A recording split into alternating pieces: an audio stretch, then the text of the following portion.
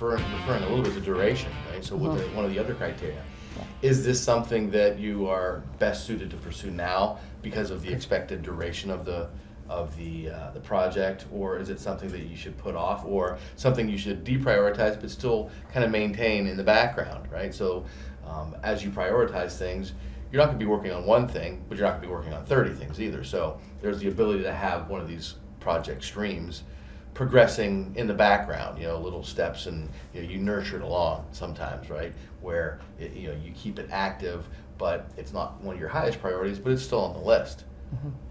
One thing I wanted to talk about a little bit more was when Rick referred to being able to aggregate multiple projects. You know what that does? That turns the impact up. So if you have 3 or 4 projects that you can start testing, or you can dedicate some downtime to, obviously that increases the impact. Yep. So that's another great lesson to learn about, staging these projects out and really validating what the impact is going to be.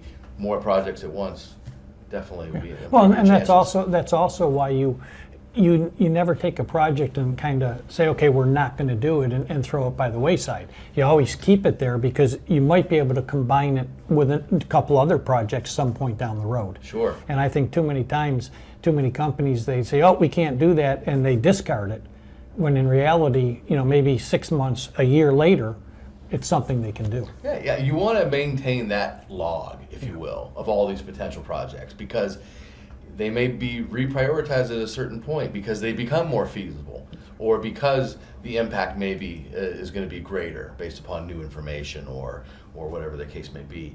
It really is about maintaining this long journal of projects that are potentials, and nurturing the ones that show the most promise based upon the 5 criteria, right? Impact, feasibility, duration, inventory, and investment.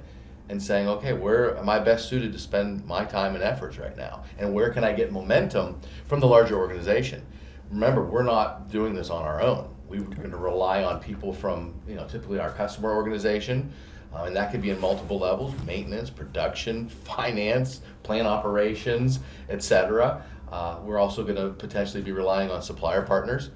That's the people that I like to say are the smart people that really know their business really well and are technically savvy and can come in and really help prove the concept or come up with a better mousetrap. So that's our job, is to bring all these resources together for the greater good, but have it managed and organized in a certain way that we know what we're pursuing and why we're pursuing it. So once again, it's these 5 criteria that I think are so important in looking at these potential savings opportunities.